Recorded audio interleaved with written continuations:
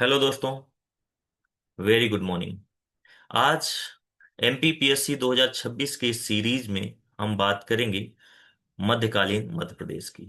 प्राचीन मध्य प्रदेश हम बहुत अच्छे से कर चुके हैं, उसकी वीडियोज अवेलेबल हैं। आज शुरुआत करेंगे मध्यकालीन मध्य प्रदेश में कि मध्यकाल में हमारा मध्य प्रदेश कैसा था, कौन से शासक वहां शासन कर रहे थे, कैसी व्यवस्थाएं थी। ठीक है, तो आइए बात करते हैं। थोड़ा सा बैकग्राउंड समझते हैं कि मध्यकालीन मध्य प्रदेश से शुरू पहले मध्यकालीन भारत कैसा था। कब से शुरुआत हुई? तो मध्यकालीन भारत की शुरुआत होती है गौरी के आक्रमण से। हालांकि इतिहासकारों में कुछ मतभेद भी मिलते हैं। कोई कहता है कि 12वीं शताब्दी से चालू हुआ, कोई बोलता है 14वीं शताब्दी से चालू हुआ। बट मोटे तौर पे ये जो विवाद है, इसको आप छोड़िए, यहाँ से बात समझिए कि गौरी जब आक्रमण करता है तो गौरी का पहला आक्रमण होता है 1175। 1175 एडी। ये मुल्तान में आक्रमण करता है। पहला आक्रमण, पहला जो अभियान है, ये मुल्तान में करता है। ठीक है, पहला अभियान इसका मुल्तान में होता है। ठीक है, फर्स्ट। दूसरा इसका अभियान 1178 एडी में। 1178 एडी में एक युद्ध होता है, कायदरा का युद्ध। कायदरा, कायदरा का युद्ध, कायदरा युद्ध। ठीक है, और ये युद्ध लड़ा जाता है इसके बीच भीमदेव,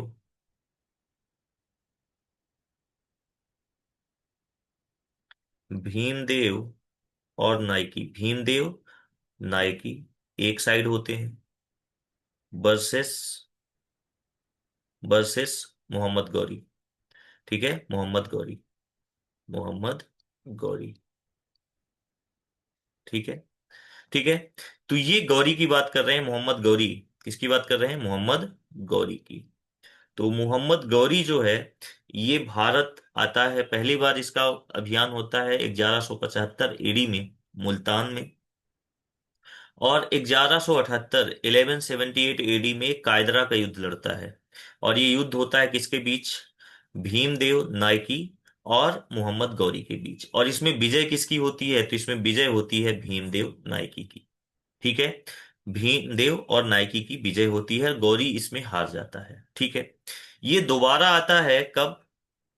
दोबारा ये आता है 1191। 1191 एक महत्वपूर्ण युद्ध होता है जिसे कहा गया है तराइन का प्रथम युद्ध। तराइन का प्रथम युद्ध। ठीक है, तराइन का प्रथम युद्ध। और तराइन का जो ये प्रथम युद्ध है, किसके किसके बीच लड़ा गया है? तो ये मोहम्मद गौरी, मोहम्मद गौरी वर्सेस वर्सेस पृथ्वीराज। ठीक है, पृथ्वीराज चौहान, पृथ्वीराज के बीच ये युद्ध होता है 1191 में। और इस युद्ध में गौरी फिर हार जाता है। गौरी, ये क्या हो जाता है? हार जाता है। समझिए, यहां भी ये हार जाता है, यहां भी ये हार गया। तो दोनों 1178 में जो कायदरा का युद्ध हुआ, यहां पर भी गौरी हार गया। तराइन का जो पहला युद्ध होता है, यहां पर भी गौरी हार जाता है। अब इस चीज को आप समझिए कि एक साल बाद ही ये कैसे पृथ्वीराज चौहान से जीत जाता है, क्योंकि एक युद्ध दोबारा होता है 1192। ये तराइन का द्वितीय युद्ध था। ठीक है, तराइन का द्वितीय युद्ध, सेकंड वार। और इस युद्ध में अगेन वही मोहम्मद गौरी, मोहम्मद गौरी वर्सेस पृथ्वीराज, पृथ्वीराज। ठीक है, और इस बार ये जीत जाता है। क्या हो जाता है? जीत जाता है। ठीक है, कैसे जीत जाता है? क्योंकि यहां पर पृथ्वीराज चौहान के एक चचेरे भाई थे, जयचंद। वो गौरी को बुलाते हैं और गौरी का साथ देते हैं इस युद्ध में। ठीक है, और इंटरनल फूट की वजह से, आंतरिक फूट की वजह से पृथ्वीराज चौहान की हार हो जाती है।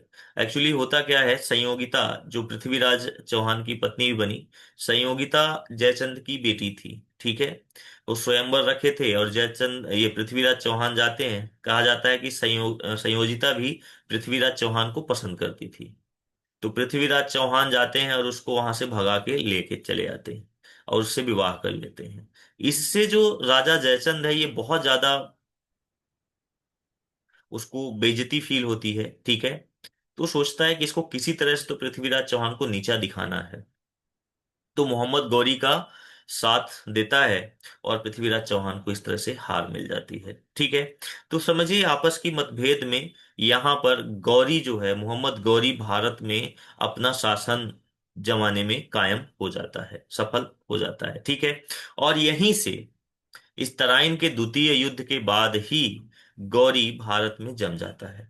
अच्छा, इससे पहले जैसे महमूद गजनवी आया। महमूद गजनवी वो भारत में शासन करने कभी नहीं आया। वो जब भी आया यहाँ से लूटा और लूट के धन संपदा लेके चला गया, ठीक है। जैसे कि 16वीं बार उसने आक्रमण किया और सोमनाथ मंदिर को लूट के लेके चला गया, ठीक है। तो इस तरह से, बट ये गौरी जो मोहम्मद गौरी है, ये आया यहाँ पर, युद्ध किया और जीतने के पश्चात ये यहां पर अपना शासन व्यवस्था भी जमाना चालू कर देता है, ठीक है। तो अब देखते हैं आगे के बारे में। तो आपको ये समझ आ गया कि यहाँ पर मुस्लिम शासन, इस्लामिक राज्य कैसे स्टेब्लिश हुआ। तो इस्लामिक राज्य स्टेब्लिश करने का श्रेय किसको जाता है? मोहम्मद गौरी को। मोहम्मद गौरी को कैसे हुआ है वो आपने देख लिया है। तो कभी सवाल आए कि इस्लामिक राज्य भारत में किसने स्थापना किया, तो कौन करता है? मोहम्मद गौरी, ठीक है। दूसरा, मोहम्मद गौरी का एक गुलाम था, कौन? कुतुबुद्दीन ऐबक, ठीक है। तो ये मोहम्मद गौरी, ये कहां से था? बेसिकली ये था गौर प्रांत, अफगानिस्तान। गौर प्रांत अफगानिस्तान से, ठीक है। गौर प्रांत अफगानिस्तान। तो गौर प्रांत अफगानिस्तान से था, ये चला जाता है और यहाँ की भारत की सत्ता किसको सौंप देता है? कुतुबुद्दीन ऐबक को, ठीक है। तो 1206 में मोहम्मद गौरी चला जाता है अपने प्रांत गौर, ठीक है। गौर प्रांत चला जाता है और सत्ता किसको सौंप देता है? कुतुबुद्दीन ऐबक को। कुतुबुद्दीन ऐबक 1206 से लेकर 1210 तक यहां पर शासन करता है और यही पहला ऐसा गुलाम शासक है, क्योंकि ये मोहम्मद गौरी का गुलाम था। तो इसने जो यहाँ सत्ता जमाई वो गुलाम वंश के नाम पे बन जमाई, गुलाम वंश, गुलाम वंश, ठीक है, गुलाम वंश। और कुतुबुद्दीन ऐबक ही दिल्ली सल्तनत की स्थापना करता है। तो समझना है बात को कि दिल्ली सल्तनत की स्थापना करने वाला पहला शासक कौन है? तो वह है कुतुबुद्दीन ऐबक। कुतुबुद्दीन ऐबक कौन था? गौरी का गुलाम था।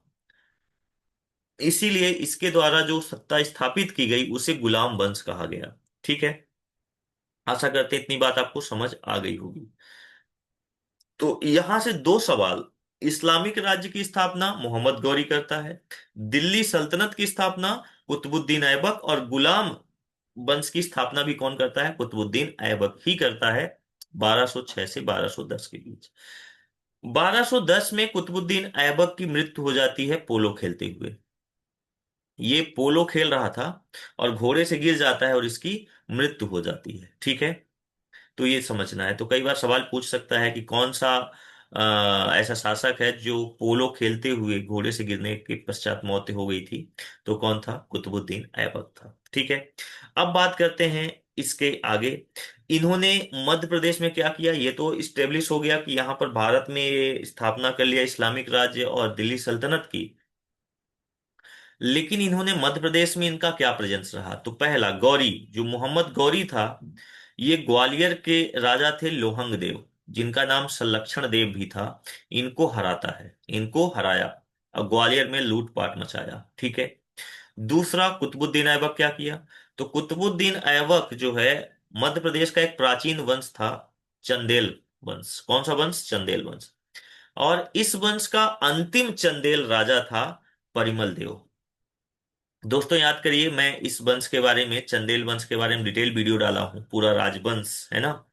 परिमल देव के दो सेनापति होते थे, आल्हा और उदल। आल्हा और उदल, ठीक है।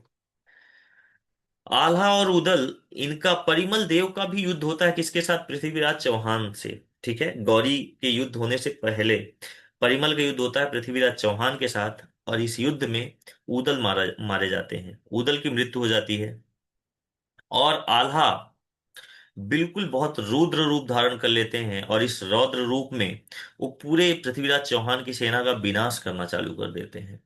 परंतु इनके गुरु थे, उनके कहने पर ये युद्ध छोड़कर देवी माँ की आराधना करने चले जाते हैं, और इस तरह से परिमल देव की हार हो जाती है उस युद्ध में। बाद में कुतुबुद्दीन ऐबक जब मध्य प्रदेश में चढ़ाई करता है तो परिमल देव को हरा देता है। और इनका जो दुर्ग था कलिंजर, जो एक बहुत महत्वपूर्ण दुर्ग था, कलिंजर दुर्ग को माना जाता था कि इसको जल्दी से इस पर कोई चढ़ाई नहीं कर सकता था। इस दुर्ग को कुतुबुद्दीन ऐबक 1202 में जीत लिया। तो 1202 में कुतुबुद्दीन ऐबक इस किला को जीत लेता है। तो इस तरह से मध्य प्रदेश भी सल्तनत का भाग था, यह माना जा सकता है। ठीक है। तो मध्य प्रदेश एक बड़ा भाग सल्तनत का क्या था, भाग था, दिल्ली सल्तनत का भाग था। ठीक है। अब बात करते हैं इल्तुतमिश कौन था। तो कुतुबुद्दीन ऐबक का एक गुलाम था। ठीक है। कुतुबुद्दीन ऐबक 10 में मर जाता है, 1210 में। तो जब 1210 में इसकी मृत्यु हो जाती है तो इसका बेटा था आराम शाह। या था, कौन था, आराम शाह। आराम शाह राजा बनता है 1210 से 1211, 1 साल ही राज करता है। और इसे गद्दी से उतार कौन देता है, इल्तुतमिश। इल्तुतमिश। अब इल्तुतमिश कौन है, तो इल्तुतमिश ये जो कुतुबुद्दीन ऐबक है ना, कुतुबुद्दीन ऐबक इसका दामाद है, इसका दामाद भी है और गुलाम भी है। ठीक है। तो पहले इसका गुलाम था, कुतुबुद्दीन ऐबक का इल्तुतमिश क्या था, गुलाम था। और बाद में कुतुबुद्दीन ऐबक की बेटी से शादी कर लेता है इल्तुतमिश, तो क्या बन जाता है, दामाद बन जाता है। और ये कुतुबुद्दीन ऐबक का जो बेटा था आराम शाह, इसको गद्दी से उतारकर खुद गद्दी पे बैठ जाता है इल्तुतमिश। कब, 1211 से लेकर 1236 एडी तक ये राज करता है, ये राज करता है। फिर इसके बाद इसकी बेटी राज करती है, सबने सुना होगा। ठीक है। अ, तो रजिया सुल्तान, क्या नाम था इसका, रजिया सुल्तान। रजिया सुल्तान 4 साल ये भी शासन करती है दिल्ली सल्तनत में, रजिया सुल्तान, 1236 से लेकर 1240 तक। ठीक है। इसका कोई ज्यादा महत्व मध्य प्रदेश के पॉइंट ऑफ व्यू से नहीं है। फिर इसके बाद एक और राजा आता है, हालांकि कई राजा आते हैं, लेकिन जो महत्वपूर्ण शासक है वो है बलबन। बलबन। ठीक है। तो आपने भारत का इतिहास पढ़ा होगा, तो ये सारी चीजें पढ़ा होगा, मैंने एक थोड़ा सीक्वेंस आपको समझा दिया। ठीक है। तो गुलाम वंश के जो महत्वपूर्ण शासक थे, कौन थे, कुतुबुद्दीन ऐबक। कुतुबुद्दीन ऐबक के बाद इल्तुतमिश होता है, क्योंकि आराम शाह तो 1 साल के लिए होता है। इल्तुतमिश, इल्तुतमिश के बाद रजिया सुल्तान 4 साल राज करती है, उसके बाद महत्वपूर्ण राजा होता है बलबन। तो अब बात करते हैं कि इल्तुतमिश ने मध्य प्रदेश में क्या किया। तो इल्तुतमिश मांडू, ग्वालियर और मालवा की विजय करता है, और साथ ही जो हमारे भोलेनाथ का महाकालेश्वर मंदिर है उज्जैन का, ठीक है, उसे लूटने का कार्य करता है, उसको लूटता है। आप सबको पता होगा दोस्तों कि जो हमारे मंदिर होते थे उनमें काफी धन संपदा पहले रखी जाती थी। ठीक है। तो जितने भी आक्रमणकारी आते थे, ज्यादातर मंदिरों को ही टारगेट बनाते थे, क्योंकि मुस्लिम आक्रमणकारियों के 2 उद्देश्य होते थे, एक तो धन लूटना है, और दूसरा अपने धर्म का प्रचार करना है। ठीक है। तो इस तरह से वो हमारे मंदिरों को खंडित करना और वहां से लूट कर ले जाना, ये उनकी एक महत्वपूर्ण ऑब्जेक्टिव होता था, समझ लीजिए। ठीक है। तो ये 3 4 राजा हुए, जो महत्वपूर्ण राजा हुए किसके, गुलाम वंश के, गुलाम वंश। ठीक है। ये गुलाम वंश के राजा थे। ठीक है। गुलाम वंश, दिल्ली सल्तनत में कई वंशों ने राज किया, जिनमें एक था पहला गुलाम वंश जिसने दिल्ली सल्तनत की स्थापना की, कुतुबुद्दीन ऐबक। ठीक है, इल्तुतमिश। तो इतनी बात समझ आई, ये आप याद रखिए। पहला है कि गौरी ग्वालियर को जीतता है, लोहंग देव को हराता है। कुतुबुद्दीन ऐबक परिमल देव को हराकर कलिंजर का किला जीतते हैं। और इल्तुतमिश महाकालेश्वर मंदिर को लूटता है। तो ये सवाल पूछ सकता है कि गुलाम वंश का कौन सा शासक था जिसने महाकालेश्वर मंदिर को लूटा था। ठीक है। तो था इल्तुतमिश। ठीक है। चलिए बात करते हैं अगले वंश की।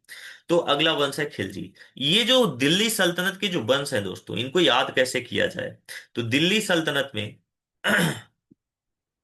दिल्ली सल्तनत में मत कि जो वंश है उनको कैसे याद किया जाए, दिल्ली सल्तनत के वंश को कैसे याद किया जाए?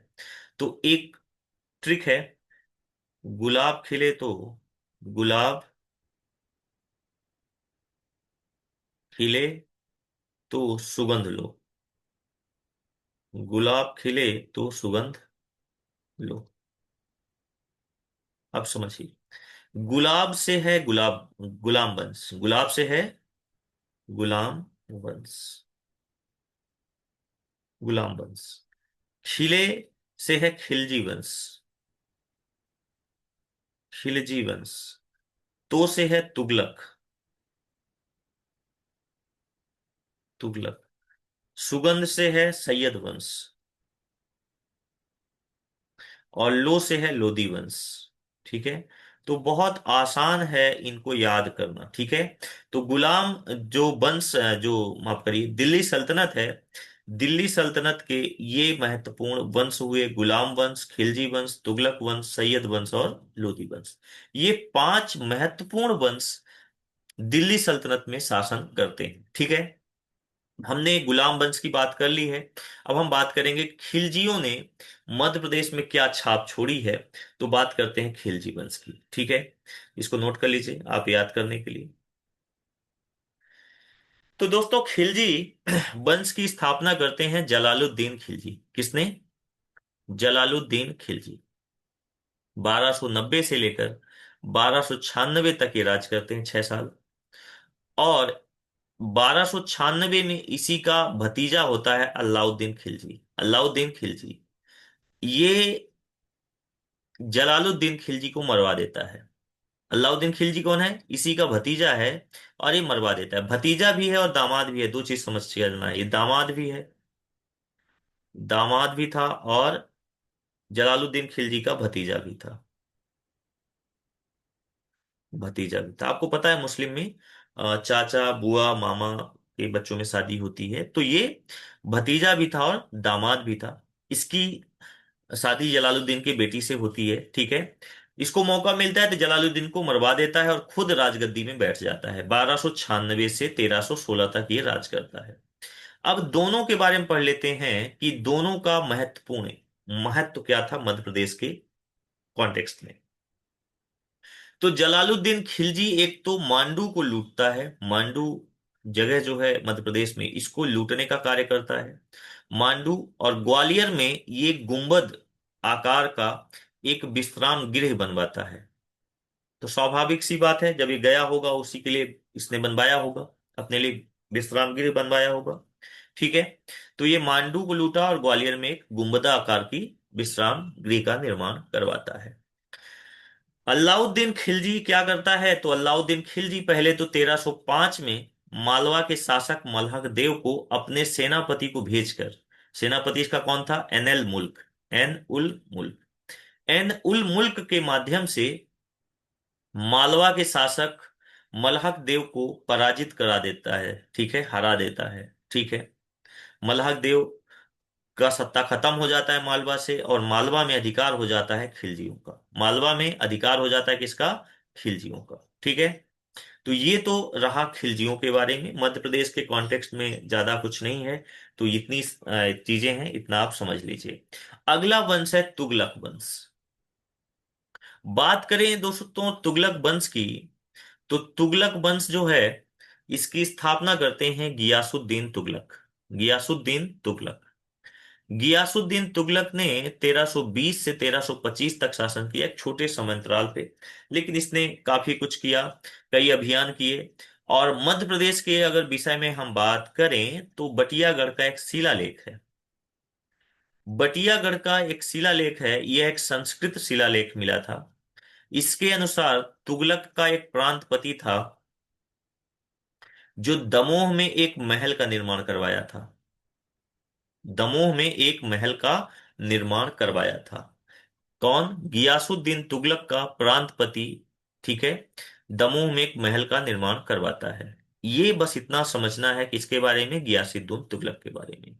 इसके बाद इसका बेटा होता है मोहम्मद बिन तुगलक। इसके बारे में भी कहा जाता है कि मोहम्मद बिन तुगलक ने भी गियासुद्दीन तुगलक को कहीं न कहीं एक षड्यंत्र के माध्यम से मरवाया था।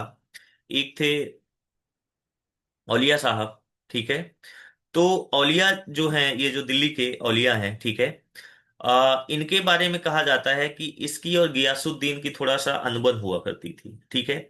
और मोहम्मद बिन तुगलक औलिया जी को क्या मानता था? अपना गुरु मानता था, ठीक है। तो गियासुद्दीन तुगलक जा रहा था बंगाल के अभियान में, और जाते हुए इसने औलिया जी को बोला कि मैं आकर आपको देखूंगा, ठीक है, मतलब एक तरह से धमकी देके गया। तो औलिया जी ने बोला कि भाई ऐसा है, हुजून दिल्ली दूरस्थ, हुजून दिल्ली दूरस्थ, मतलब अभी दिल्ली दूर है, दिल्ली आने में तुम्हें समय लगेगा, और न जाने तब तक क्या बदल जाए। और कहा जाता है कि जब ये वापस आता है बंगाल के अभियान से, तो मोहम्मद बिन तुगलक इसके स्वागत के लिए, यानी अपने पिता गियासुद्दीन तुगलक के स्वागत के लिए एक बहुत बड़ा द्वार बनवाता है। और जब उस द्वार से गियासुद्दीन तुगलक अंदर आता है, प्रवेश करता है, तो द्वार गिर जाता है उसके ऊपर, और उसी में दबकर इसकी मृत्यु हो जाती है, ठीक है। तो ये थोड़ी छोटी सी कहानी थी, मैंने आपको समझा दिया। बात करते हैं मोहम्मद बिन तुगलक के बारे में। तो ये कहा जाता है दिल्ली सल्तनत का सबसे ज्यादा पढ़ा लिखा, सबसे ज्यादा बुद्धिमान शासक था, ठीक है। अब कहा जाता है ना कि जरूरत से ज्यादा पढ़ लो तो कई चीजें गड़बड़ हो जाती हैं। ऐसे इसके साथ भी हुआ, इसने बहुत सारे प्रयोग किए, और ऐसे प्रयोग किए जो शायद उस समय नहीं होने चाहिए थे, उसके शायद 500 600 वर्ष बाद होने चाहिए थे, आज वो हो रहे हैं। और ये चीज उसने बहुत पहले सोचा, जैसे टोकन मनी, इसने जो गोल्ड के सिक्के चलते हैं उसको बंद करा के टोकन मनी चलाया, जो टोकन मनी आज हम लोग यूज करते हैं, असफल हो गया। कई ऐसे प्रयोग करता है, हम उस पे नहीं जा रहे हैं कि वो आप जब भारत का इतिहास पढ़े होंगे तो उसमें आपने ऑलरेडी पढ़ा होगा। मैं सिर्फ मध्य प्रदेश में इसने क्या किया उसके बारे में बात करते हैं। तो मोहम्मद बिन तुगलक के बारे में मध्य प्रदेश में एक वही बटियागढ़ का जो शिलालेख है, बटियागढ़ का शिलालेख, इसी शिलालेख में मोहम्मद बिन तुगलक के बारे में जानकारी मिलती है, ठीक है। ये बटियागढ़ का शिलालेख मिला था 1385 संवत या 1324 ईस्वी कह लीजिए, 1324 ईस्वी में, ठीक है। यानी गियासुद्दीन तुगलक के ही शासनकाल का ये लेख है, ठीक है। इस संस्कृत शिलालेख, ये कैसा शिलालेख है तो भी बताया मैंने, संस्कृत शिलालेख है। और इसमें ऐसा विवरण है कि जो मोहम्मद बिन तुगलक है, ये प्राणियों के लिए, पक्षियों के लिए गौमठ बनवाया था, प्राणियों के लिए, पक्षियों के लिए बावड़ी बगीचा बनवाया था, ठीक है। तो इनका गोमठ, बावड़ी और बगीचे का निर्माण करवाया किसने? मोहम्मद बिन तुगलक ने, ठीक है। यहां तक बात समझ आ गई। अब मोहम्मद बिन तुगलक के बाद इसका एक चचेरा भाई है, इसके बच्चे थे नहीं, इसका एक चचेरा भाई था, कौन? फिरोज शाह तुगलक, फिरोज शाह तुगलक, ठीक है। फिरोज शाह तुगलक जो 1351 से लेकर 1351 से लेकर 1389 तक शासन करता है। और इसके बारे में उल्लेख मिलता है दुलनीपुर, दुलनीपुर सागर में है। तो दुलनीपुर के अभिलेख से इसके बारे में जानकारी मिलती है। तो ज्यादा कुछ नहीं है। तुगलक वंश में ऐसा पूछा जा सकता है कि दुलनीपुर में मिले अभिलेख के अनुसार तुगलक वंश के कौन से शासक का जिक्र है, या बटियागढ़ के अभिलेख के अनुसार गोमठ, बावड़ी और बगीचे का निर्माण कौन सा शासक कराया था? मोहम्मद बिन तुगलक कराया था। समझ आई बात? तो इस तरह की क्वेश्चंस इससे बन सकते हैं, ठीक है। तो ये तो जानकारी रही मोहम्मद तुगलक वंश की। अब बात करते हैं अगले ये जो दिल्ली सल्तनत का अगला वंश है उसकी बात करते हैं, और ये है लोदी वंश। सैयद जो वंश है दोस्तों, सैयद वंश एक बहुत छोटे समय के लिए था, और इसलिए उसका कोई ज्यादा महत्वपूर्ण योगदान नहीं रहा है मध्य प्रदेश के कॉन्टेक्स्ट पे, तो उसको हम नहीं पढ़ रहे हैं। लोधी वंश की स्थापना 1451 में, 1451 से लेकर 1526 तक रहता है ये लोधी वंश, और इसकी स्थापना करता है बहलोल लोधी, बहलोल लोधी, ठीक है। तो 1451 में इसकी स्थापना होती है। अब इस लोदी वंश का जो अंतिम शासक है इब्राहिम लोदी। इब्राहिम लोदी 1506 से लेकर 1526 तक शासन करता है। और ये मालवा मालवा में महमूद खिलजी द्वितीय, जो महमूद खिलजी द्वितीय ने स्वतंत्र सत्ता स्थापित की थी।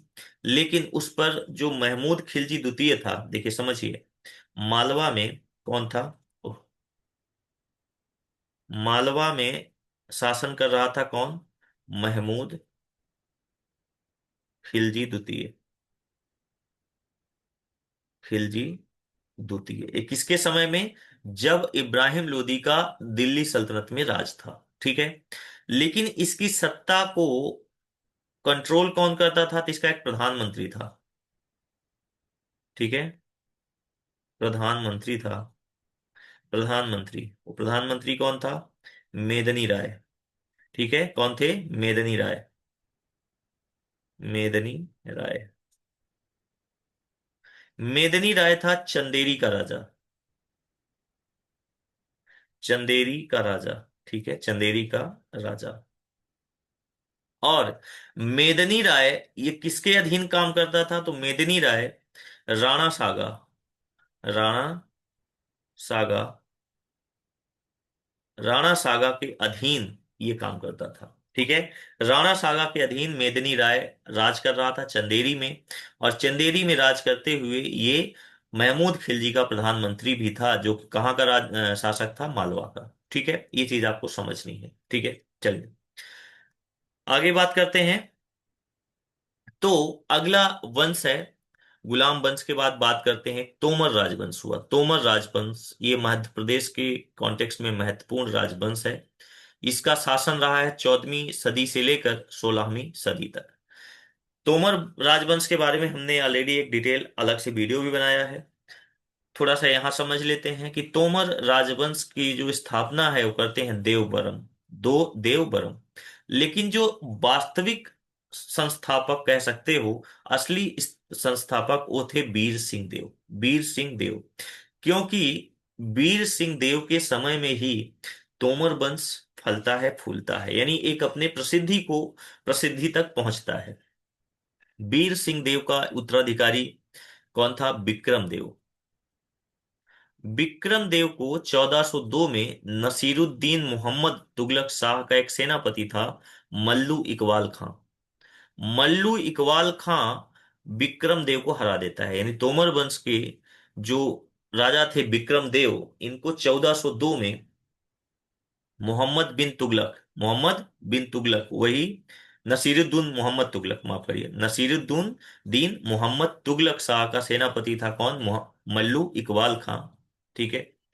ये हरा देता है विक्रम देव को और ग्वालियर पर आक्रमण कर विक्रम देव को पराजित किया। और यहां पर उसने अपनी शासन व्यवस्था लागू कर दी। 1416 में खिज्र खां खिज्र खां विक्रम देव से कर वसूल करने के लिए अपने एक वजीर को भेजता है, जिसका नाम था ताज उल मुल्क।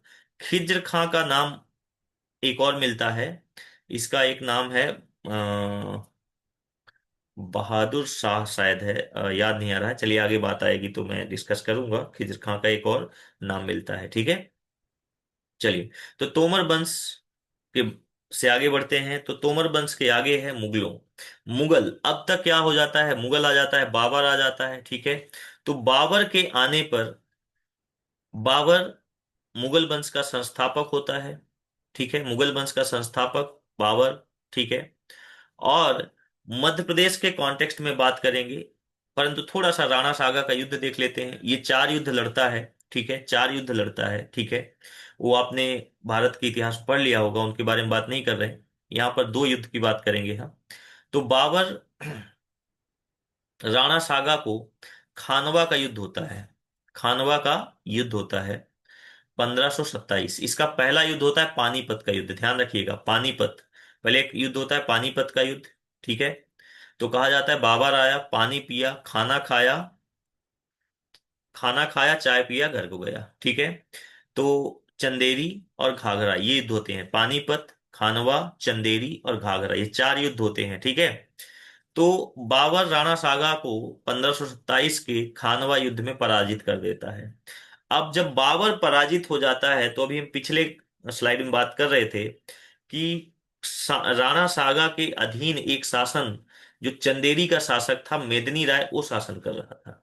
अब समझिए, अगर राणा सागा का हाथ उससे हट गया, राणा सागा खुद ही अपनी सत्ता खो बैठे, मारे गए, तो अब चंदेरी, जो कि राणा सागा के अधीन थी और वहां का शासक मेदिनी राय था, अब ये बाबर अगला आक्रमण वहीं कर देता है, चंदेरी में और मेदिनी राय को पराजित कर देता है, बहुत बुरी तरह से हराता है, 21 जनवरी 1528 को।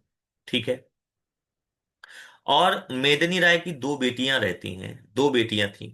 दोनों बेटियों की शादी अपने बेटे बाबर, अपने बेटे बाबर का एक बेटा था हुमायूं और एक बेटा था कामरान। ठीक है। इन दोनों से शादी कर देता है, हुमायूं से और कामरान से। और इसी डर से जो चंदेरी की हजारों राजपूत महिलाएं थीं, वो जौहर कर लेती हैं। जौहर आप समझते होंगे। जौहर बेसिकली अपनी आबरू, अपनी इज्जत बचाने के लिए मुगलों से वहां की महिलाएं जलती हुई आग में कूद जाती थी, कुंड बनाती थी।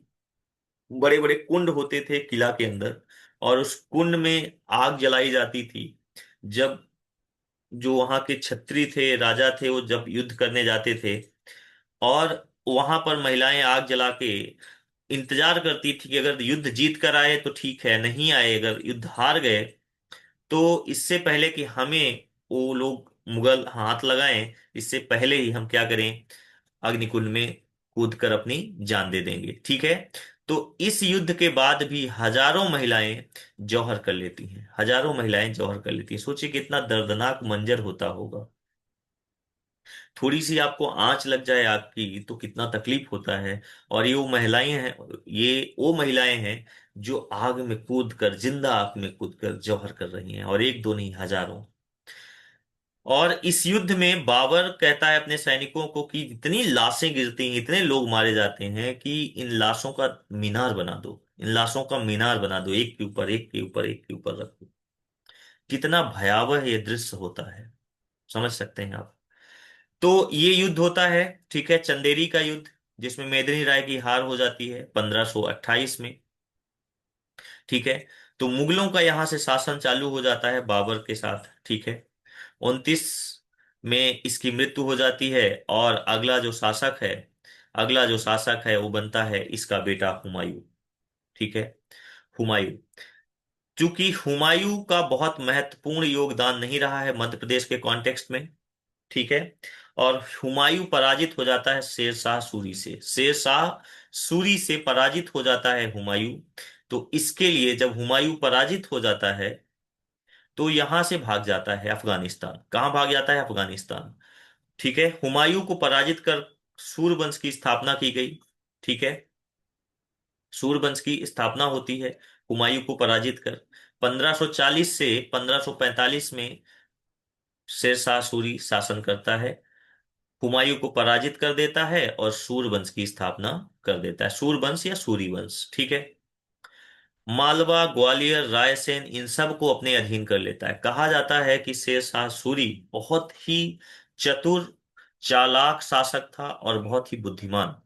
समझ रहे हो? हुमायूं को हरा देता है, और कहा जाता है कि बाबर ने हुमायूं को एक सीख दिया था कि तुम्हें शेरशाह सूरी से बचकर रहना है, क्योंकि उसकी खोपड़ी लोमड़ी की तरह चलती है, यानी लोमड़ी की तरह वो चालाक है। ठीक है। होता क्या है, ये इन मालवा, ग्वालियर, रायसेन को जीतता है, और रायसेन के राजा थे पूरणमल। पूरणमल को यह धोखे से मार देता है, और इसीलिए इसको काफी इसका अपयश मिलता है, कलंक मिलता है। शेरशाह सूरी पर एक कलंक की तरह है कि कैसे तुमने एक संधि करके और उस राजा को धोखे से मार दिया, ठीक है, बिना लड़े। ठीक है। और ये इसका जो अंतिम अभियान होता है वो होता है कलिंजर दुर्ग। कलिंजर दुर्ग, हमने बताया था दोस्तों कि कलिंजर का जो दुर्ग है बहुत महत्वपूर्ण दुर्ग था। ठीक है। कलिंजर दुर्ग पर जब ये घेराव करता है, घेराव के समय पर जब वो घेरा डालता है, उसी समय पर ये गोला मारता रहता है कि दीवारें टूट जाएं और हम अंदर प्रवेश करें। तो एक गोला दीवार से टकराकर जहां इसकी छावनी थी वहां आ जाता है, और ये वहां पर बैठा होता है, और जब विस्फोट होता है तो इस विस्फोट में बहुत बुरी तरह से घायल हो जाता है। जब तक इसके सैनिक आते हैं, बताते हैं कि हमने दुर्ग को जीत लिया है, ठीक है, लेकिन तब तक ये बहुत घायल हो गया था, ठीक है, और इसकी मृत्यु हो जाती है। तो कलिंजर के दुर्ग का यह अंतिम इसका अभियान था। और कहा जाता है कि अगर ये शायद यहाँ नहीं मरता 1545 में, तो भारत की स्थिति कुछ और होती, ठीक है, शायद मुगल वंश स्थापित हो ही नहीं पाता। यह भी एक बात सच्चाई है, क्योंकि शेर शाह सूरी के मृत्यु के पश्चात ही दोबारा कौन आया है? हुमायूं। ठीक है, तो चलिए बात करते हैं अब आगे फिर से मुगलों के बारे में। मुगल का जो अगला शासक होता है हुमायूं के बाद, वह था कौन? अकबर। ठीक है, अकबर 1555 से लेकर 1605 तक ये शासन करता है, ठीक है। 1542 में इसका जन्म होता है, ठीक है। आप समझिए 13-14 साल की उम्र में ये राजा बन जाता है, ठीक है, क्योंकि हुमायूं की मौत हो जाती है तो ये राजा बन जाता है। ये राजा शासक बन गया 1555 में, और 1605 तक ये शासन करता है। 1561 में अकबर ने मालवा के सूबे को अपने राज्य में मिलाने के लिए आदम खान के नेतृत्व में एक सेना भेजी, ठीक है। मालवा में उस समय, मालवा में मालवा में जब अकबर शासक बना, ठीक है, तो मालवा का शासक था बाज बहादुर। बाज बहादुर कहा जाता है, ये एक बहादुर योद्धा था, बाज बहादुर, ठीक है। और इसकी एक प्रेमिका थी, रूपमती।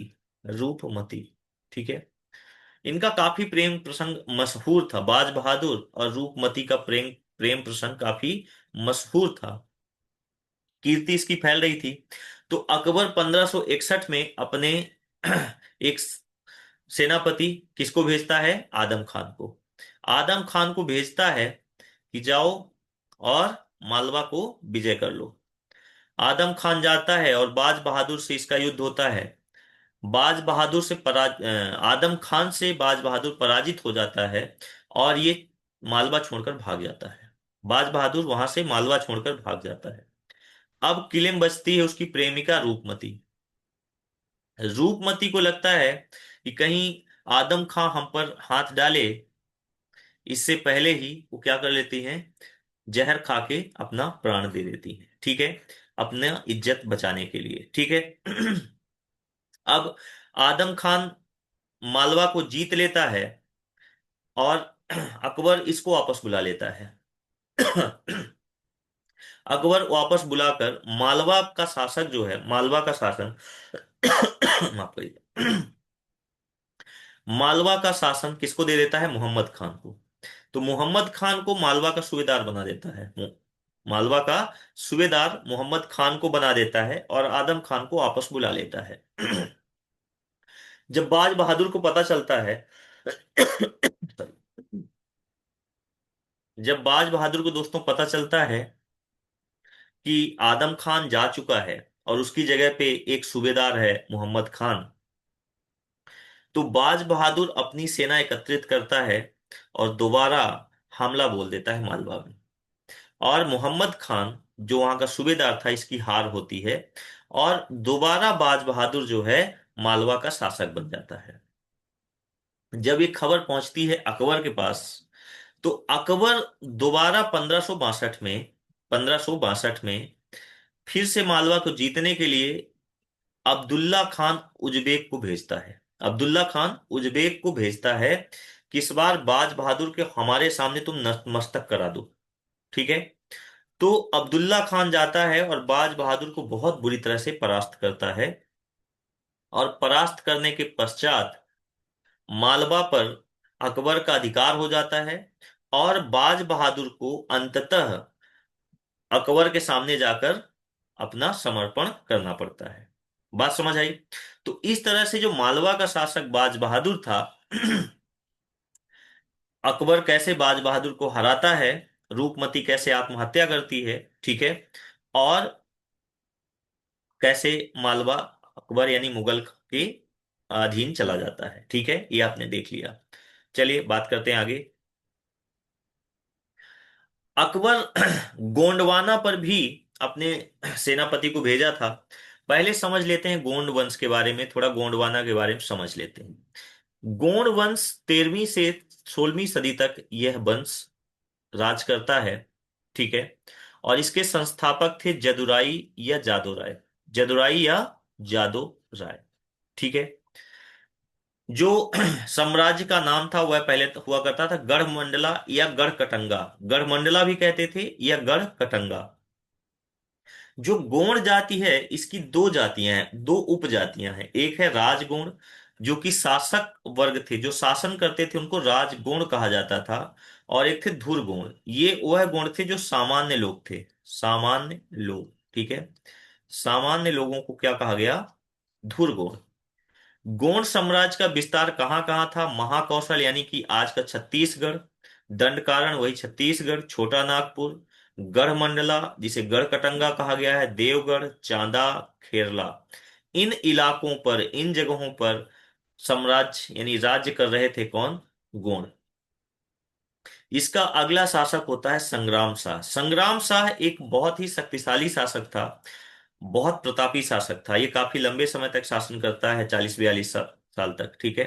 संग्राम शाह का पुत्र हुआ दलपत शाह। दलपत शाह 1543 में संग्राम शाह की मृत्यु के पश्चात राजा बनता है। और दलपत शाह अपनी पहली तो राजधानी जो विंध्याचल गढ़ा थी, कहाँ थी? गढ़मंडला राजधानी थी, उसको उठाकर, उसको हटाकर, स्थानांतरित कर विंध्याचल पर्वत पर स्थित सिंगरौल गढ़ कर देता है। कहाँ? सिंगरौल गढ़ कर देता है दलपत शाह। दूसरा, ये अपना विवाह चंदेल कन्या, चंदेल रानी राजकुमारी दुर्गावती से करता है, दुर्गावती से करता है। और ये भी तलवार के बल पर करता है विवाह। ठीक है। तो दलपत शाह का विवाह होता है रानी दुर्गावती के साथ। ठीक है। दुर्गावती के बारे में आगे पढ़ेंगे। तो ये तो गोंड वंश के बारे में हो गया कि 13वीं सदी से 16वीं सदी तक ये राज करते रहे हैं। गढ़मंडला या गढ़कटंगा इनका शासन, गोंड साम्राज्य का नाम था। ठीक है। और जो इनका सबसे प्रतापी राजा हुआ जदुराय था संस्थापक। प्रतापी राजा था संग्राम शाह। फिर हुआ दलपत शाह, जो राजधानी गढ़ा से कहाँ ले गया? सिंगरौल। और दलपत शाह की शादी किसके साथ होती है? चंदेल कन्या दुर्गावती के साथ। ठीक है। अब बात करते हैं, थोड़ा दुर्गावती के बारे में पढ़ लेते हैं, रानी दुर्गावती के बारे में। रानी दुर्गावती 1550 से 1564 के बीच राज करती है। और अल्पायु में ही दलपत शाह की मृत्यु हो जाती है, 1541 में इनकी मृत्यु हो जाती है। इनके मृत्यु के पश्चात जो रानी दुर्गावती है, इनका छोटा अल्पायु बेटा होता है कौन? वीर नारायण। तो इसके जो सेनापति हैं, जो सलाहकार हैं, वो कहते हैं कि आप वीर नारायण की संरक्षिका बनकर आप शासन करें। ठीक है। तो ये संरक्षिका बनकर गोंड वंश का शासिका बन जाती हैं। और रानी दुर्गावती जो इसके इनके पति सिंगरौलगढ़ अपनी राजधानी ले गए थे, सिंगरौलगढ़ से राजधानी हटाकर सतपुड़ा पर्वत पर स्थित है चौरागढ़, चौरागढ़ किला कर देती है। ठीक है। एक और जो बाज बहादुर था, जिसके बारे में पढ़ रहे थे, वाज बहादुर, वाज बहादुर, वाज बहादुर ये 2 बार रानी दुर्गावती के शासन पे अटैक करता है, 2 बार अभियान चलाता है, और दोनों बार रानी दुर्गावती इसको बहुत बुरी तरह से हरा देती है। ठीक है। दोनों बार बहुत बुरी तरह से हराती है। ठीक है। तो मालवा का शासक जो बाज बहादुर था, इसने भी रानी दुर्गावती से लोहा लिया था, और दोनों बार हार देखनी पड़ी थी इसको। ठीक है। अब रानी दुर्गावती का शासन चल रहा था, लेकिन शासन की ख्याति इतनी फैली कि अकबर, जो अकबर था, इसने अपने सेनापति आसफ खां को गोंडवाना जीतने के लिए बोला। ठीक है। आसफ खां जो है, आसफ खां गोंडवाना पर हमला कर देता है। और इतने कम समय पर हमला करता है, कम समय पे जानकारी मिलती है, रानी दुर्गावती की जो ज्यादा फौज थी, जो सेनाएं थी, ज्यादातर भाग जाती डर से। केवल 500 सैनिक बचे होते हैं, 500 सैनिक। और इन 500 सैनिकों के साथ रानी दुर्गावती बहुत बहादुरी से लड़ती है, बहुत बहादुरी से लड़ती हैं। और इस युद्ध में रानी दुर्गावती की हार हो जाती है, इनको तीर लगा होता है, घायल हो जाती हैं। और इनके पीछे आसफ खां पड़ा होता है। जब इनको लगता है कि अब युद्ध में हम हार चुके हैं, अपनी अस्मिता बचाने के लिए ये अपने हृदय पे कटार मार लेती हैं और वीरगति को प्राप्त होती है। ठीक है। तो इस तरह से गोंडवाना जो है, गोंडवाना भी अकबर के अधीन चला जाता है। और गोंडवाना को अकबर जो है इसी वंश के एक चंद्र शाह था, जो कि अ, दलपत शाह का भाई था, इसको यहाँ की गद्दी पे अपने अधीन, राजा अकबर अपने अधीन चंद्र शाह को गद्दी पर बैठा देता है। ठीक है। गढ़मंडला के गोंड शासक शंकर शाह बाद में, जब आंदोलन चल रहा था, स्वतंत्रता आंदोलन, तो शंकर शाह ने जबलपुर महाकौशल से 1857 में के विद्रोह का नेतृत्व नेतृत्व किया था। जो 1857 की क्रांति हुई थी मध्य प्रदेश से, मध्य प्रदेश में जबलपुर से, नेतृत्व किसने किया था? शंकर शाह। शंकर शाह इसी गोंड वंश के एक शासक थे। ठीक है। इसके बाद धर्मत का एक युद्ध होता है मध्य प्रदेश में, धर्मत युद्ध। धर्मत युद्ध 1658 में, धर्मत युद्ध ये उज्जैन के समीप लड़ा जाता है। और ये मुगल वंश के ही औरंगजेब, ठीक है, जो शाहजहां था, शाहजहां के बेटे औरंगजेब और शहजादा दारा के बीच लड़ा जाता है। ये सत्ता के लिए युद्ध होता है। और इसमें औरंगजेब दारा को हरा देता है। कहा जाता है कि बहुत क्रूएल था औरंगजेब। अपने भाई को हराने के बाद पूरे शहर में घोड़े के पीछे उसको बांध कर पूरे शहर में चक्कर लगवाया था। इतना, सोचिए, मतलब हरा देना अच्छी बात है, लेकिन किस हद तक जा सकता है अब आप समझ सकते हो। शाहजहां को इसने पूरे ताउम्र कैद खाने में बंद कर दिया था। बोला कि जो ताजमहल तुमने बनवाया है, यही कैद खाने से खिड़की थी और ताजमहल को वहीं से शाहजहां देखता था। ठीक है। तो ये तो रहा मुगल के बारे में। ठीक है, मुगलों का आक्रमण और मुगलों का प्रभाव मध्य प्रदेश में। ठीक है दोस्तों, बात करते हैं खानदेश। एक निमाड़ का फारूकी वंश था। निमाड़ जो है हमारा मध्य प्रदेश का, निमाड़ का फारूकी वंश। फारूकी वंश ने ही खानदेश क्षेत्र की स्थापना की थी। खान जहां फारूकी का पुत्र था, खान जहां फारूकी का पुत्र था मलिक रजा। तो फारूकी वंश की स्थापना किसने की? मलिक रजा ने। फारूकी वंश की स्थापना किसने की? मलिक रजा फारूकी ने। मलिक रजा फारूकी ने कब की? 1382 से 1601 तक ये शासन करता है फारूकी वंश। फारूकी वंश, ठीक है। शासन क्षेत्र क्या था? निमाड़, खानदेश और दक्षिणी मालवा के आसपास ये शासन कर रहे थे। इनकी राजधानी क्या थी? बुरहानपुर। तो इनकी राजधानी क्या थी? बुरहानपुर। 1601 ईस्वी में मुगल सम्राट द्वारा इसको समाप्त कर दिया जाता है। तो मुगल सम्राट फाइनली 1601 में जो फारूकी वंश है इसका अंत कर देता है। और वहां से मुगल वंश, मुगल की वहां पर शासन व्यवस्था चालू हो जाती है। थोड़ा मलिक रजा के बारे में पढ़ते हैं। तो मलिक रजा का पुत्र था मलिक नासिर। मलिक नासिर राज करता है 1399 से 1437 ईस्वी तक, ये गद्दी पे बैठा।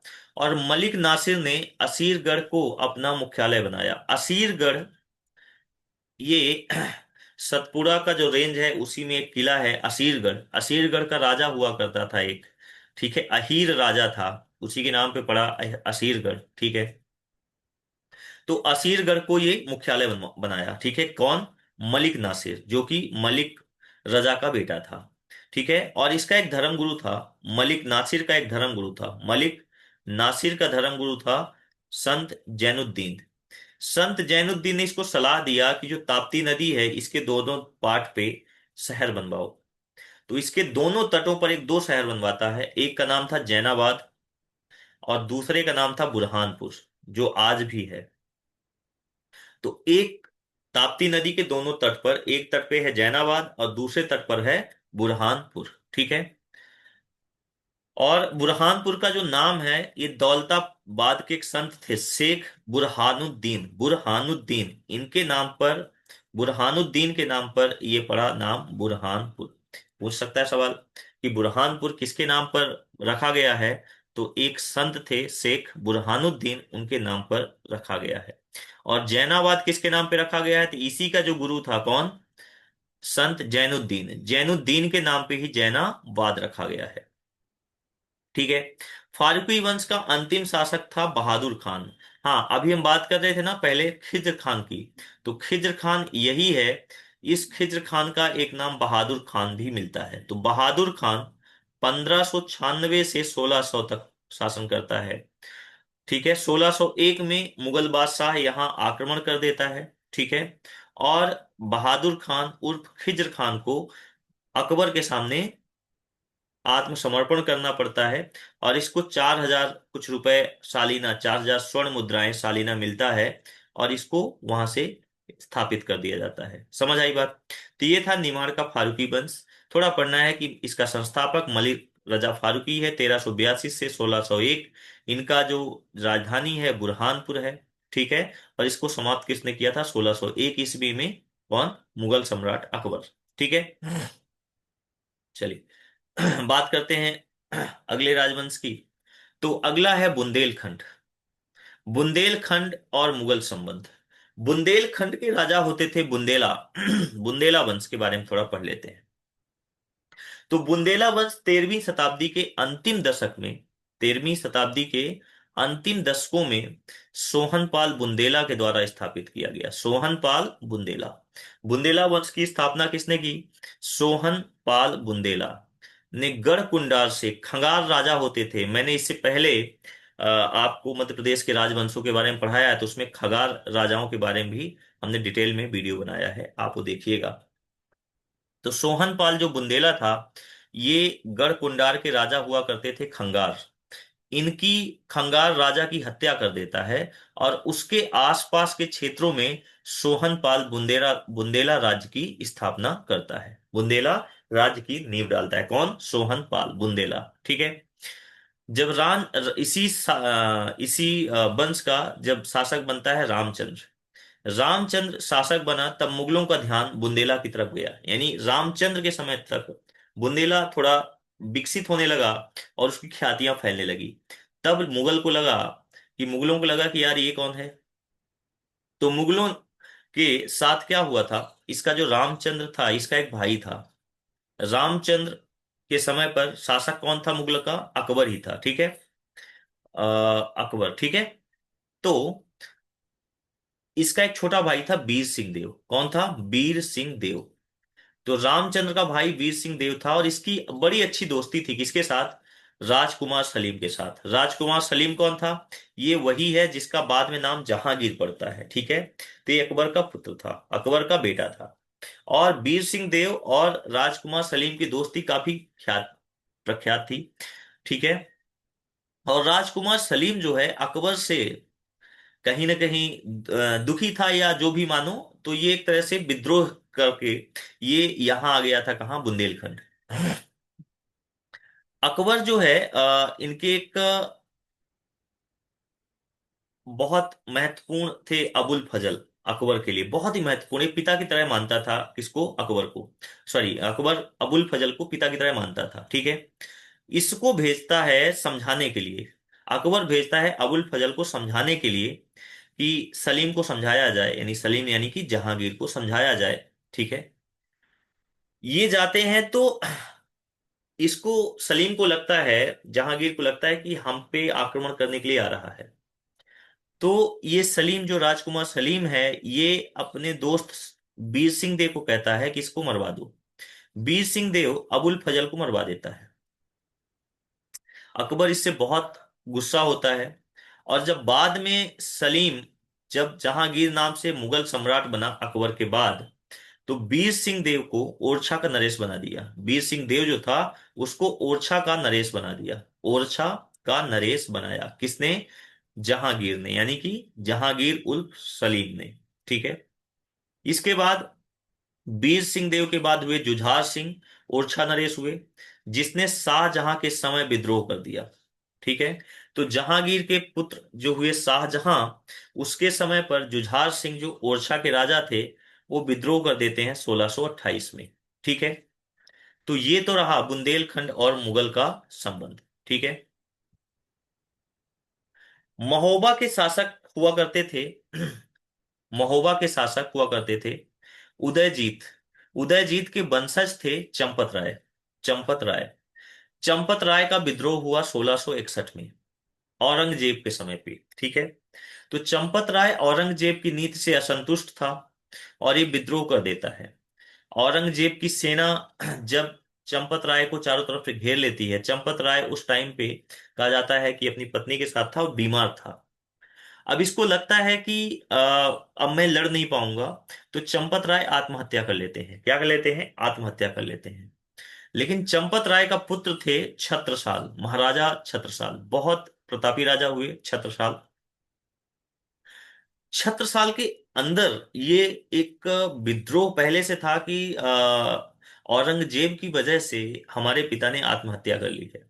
तो छत्रसाल छत्रसाल जो है विद्रोह कर देते हैं और स्वतंत्र बुंदेला राज्य की स्थापना करते हैं। कब? 1661 से 1707 तक राज करते हैं। तो छत्रसाल पहले तो औरंगजेब के खिलाफ विरुद्ध विद्रोह जारी रखा। ठीक है।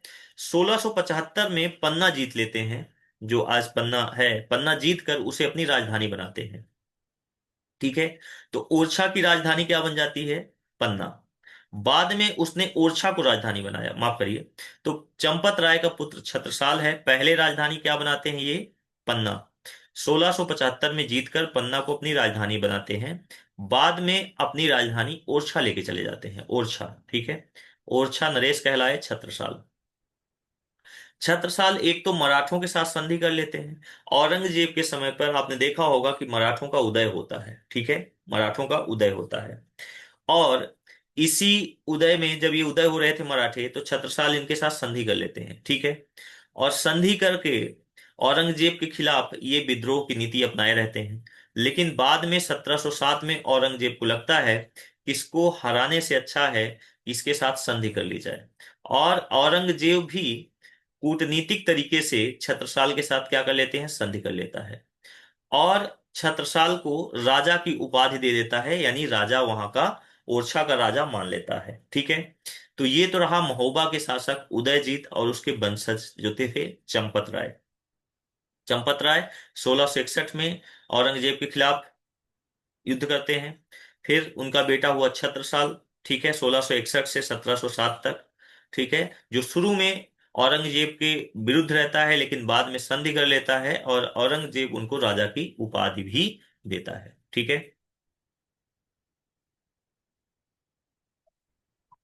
बघेल वंश। दोस्तों, बघेल वंश ये भी मध्य प्रदेश का एक महत्वपूर्ण राजवंश है।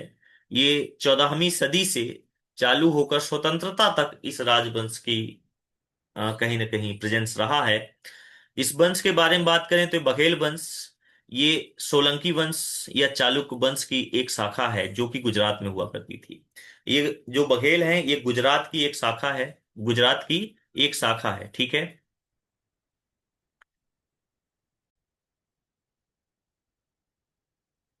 तो दोस्तों, होता क्या है कि यहाँ से सोलंकियों की एक शाखा, ठीक है, अलाउद्दीन खिलजी के समय पे जब ये आक्रमण करता है।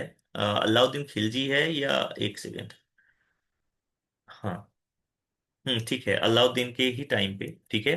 तो अलाउद्दीन के समय पे क्या होता है कि जब ये गुजरात में आक्रमण करता है तो यहाँ से सोलंकियों की एक शाखा यहाँ आ जाती है, मथा। पहले जो बघेल यानी रीवा, बेसिकली इनकी रियासत क्या थी? रीवा।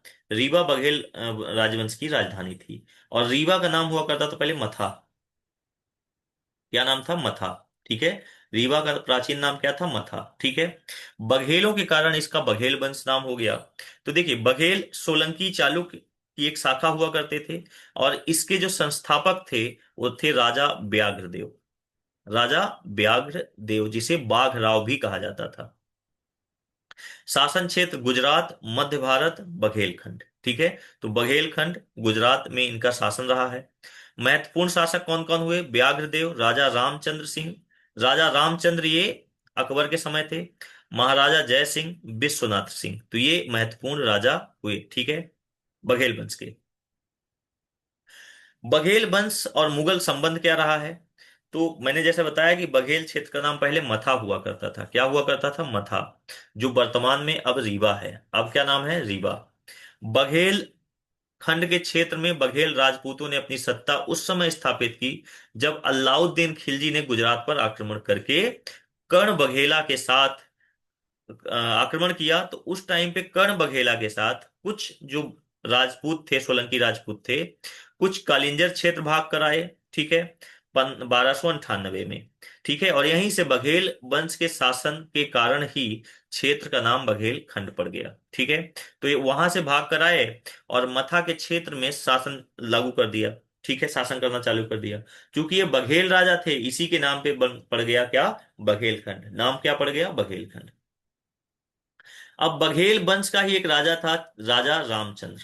तो राजा रामचंद्र के समय मथा यानी कि रीवा के दरबार में तानसेन यानी कि तन्ना मिश्रा। तानसेन का प्राचीन नाम क्या था? तन्ना मिश्रा या रामतनु पांडे था। तन्ना मिश्र या रामतनु पांडे, ये इनके दरबार में थे और ये बहुत ही बड़े संगीतज्ञ थे। जलाल खान जो अकबर का ही एक प्रांतपति या सेनापति कुछ कह सकते हैं, जलाल खान था।